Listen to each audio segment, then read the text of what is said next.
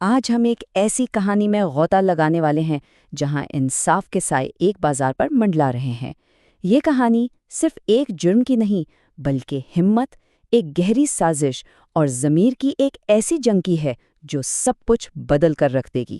تو چلیے اس معاملے کی تہہ تک پہنچتے ہیں۔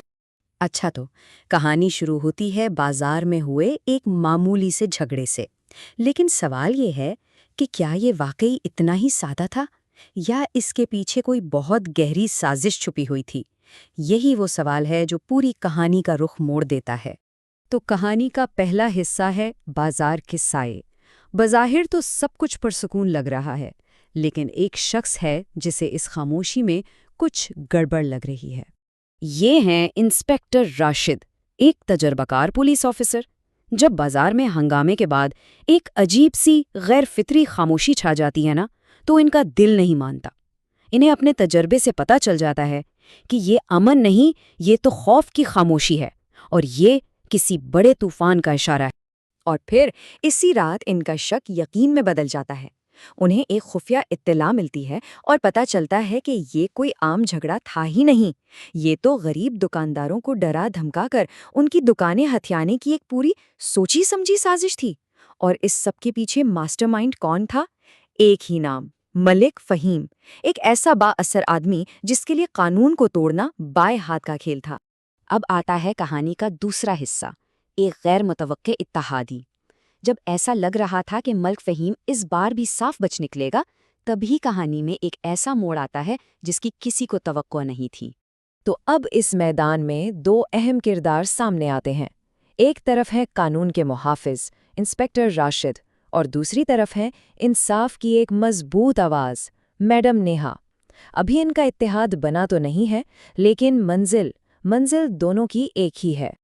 اور پھر میڈم نیہا ایک ایسا انکشاف کرتی ہیں جو انسپیکٹر راشد کو بھی حیران کر دیتا ہے۔ وہ کہتی ہیں، انسپیکٹر صاحب، میں ایک انڈر کور سوشل ورکر ہوں اور میرے پاس ملک فہیم کے خلاف ٹھوس ثبوت ہیں۔ یہ صرف ایک بات نہیں تھی، یہ امید کی ایک نئی کرن تھی۔ میڈم نیہا کے اس انکشاف کے بعد یہ کیس اب صرف ایک پولیس انویسٹیگیشن نہیں رہتا، نہیں، اب یہ انصاف اور ضمیر کی ایک بڑی جنگ بن چکا تھا۔ ایک ایسی جنگ جہاں دو لوگ مل کر پورے سسٹم کے خلاف کھڑے ہونے کا فیصلہ کر لیتے ہیں۔ تو اب آتا ہے تیسرا حصہ، خفیہ منصوبہ۔ انسپیکٹر راشد اور میڈم نیہا مل کر ملک فہیم کو رنگے ہاتھوں پکڑنے کے لیے ایک پلان بناتے ہیں۔ منصوبہ بالکل سیدھا تھا۔ میڈم نیہا ایک امیر بزنس وومن کا روپ دھار کر ملک فہیم سے ملیں گی تاکہ اس کا اعتماد جیت سکیں، اور ٹھیک اسی وقت انسپیکٹر راشد سادے کپڑوں میں آس پاس ہی رہیں گے، ہر ایک حرکت پر نظر رکھتے ہوئے۔ اور پلان کام کر گیا۔ ملک فہیم اپنے ہی بچھائے ہوئے جال میں پھنس گیا۔ اسے لگا کہ وہ ایک بزنس ڈیل کر رہا ہے، اور اس نے بڑے فخر سے رشوت دینے اور دکانداروں کو دھمکانے کا اعتراف کر لیا۔ اسے ذرا بھی اندازہ نہیں تھا کہ اس کی ہر ایک بات ریکارڈ ہو رہی تھی۔ جیسے ہی ملک فہیم اپنا اعتراف مکمل کرتا ہے، دروازہ کھلتا ہے اور انسپیکٹر راشد اندر داخل ہوتے ہیں۔ ان کے الفاظ کمرے میں گونجتے ہیں، ملک فہیم، اب بھاگنے کا کوئی راستہ نہیں ہے، بس کھیل ختم۔ اور اب کہانی کا چوتھا اور سب سے اہم حصہ، انصاف کا لمحہ۔ آئیے دیکھتے ہیں کہ اس ایک گرفتاری نے کیا کچھ بدل کر رکھ دیا۔ اس کے بعد جو ہوا وہ بہت تیزی سے ہوا۔ سارے ثبوت میڈیا کے حوالے کر دیے گئے، ملک فہیم کو فوراً گرفتار کر لیا گیا، اور پورے شہر میں ایک ایسی لہر دوڑ گئی جس کی کسی کو امید ہی نہیں تھی۔ سوچیں، برسوں میں پہلی بار ایک اتنا طاقتور شخص قانون کے سامنے جواب دہ تھا۔ دیکھیں، یہ کوئی چھوٹی بات نہیں تھی۔ کئی سالوں میں یہ پہلی بار ہوا تھا کہ ملک فہیم جیسا کوئی بااثر آدمی قانون کی گرفت سے بچ نہیں پایا۔ اس ایک گرفتاری نے پورے شہر کو ایک بہت واضح پیغام دیا کہ اب کچھ بھی ناممکن نہیں۔ اور بازار کے لوگوں کا حال؟ ان کی خوشی تو دیکھنے لائق تھی۔ ان کی آنکھوں میں آنسو تھے، لیکن یہ خوشی کے آنسو تھے۔ جیسا کہ ایک بزرگ دکاندار نے کہا، بیٹا، آج ہمیں صرف انصاف نہیں ملا، ہمیں حوصلہ بھی ملا ہے۔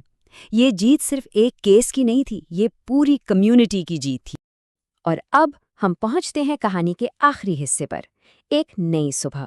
یہاں ہمارے دونوں ہیروز اس جیت کے معنی پر غور کرتے ہیں اور کہانی کا اصل پیغام ہمارے سامنے آتا ہے۔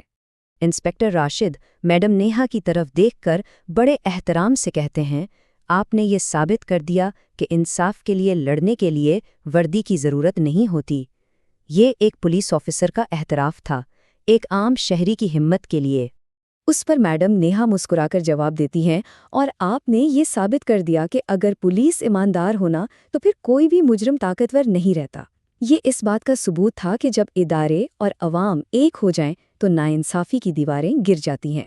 تو آخر میں ایک سوال رہ جاتا ہے، انصاف کے لیے زیادہ ضروری کیا ہے، وردی یا ضمیر؟ شاید اس کہانی کا جواب یہ ہے کہ جب وردی اور ضمیر دونوں ایک ساتھ کھڑے ہو جائیں تو پھر انصاف کا سورج طلوع ہونے سے کوئی نہیں روک سکتا۔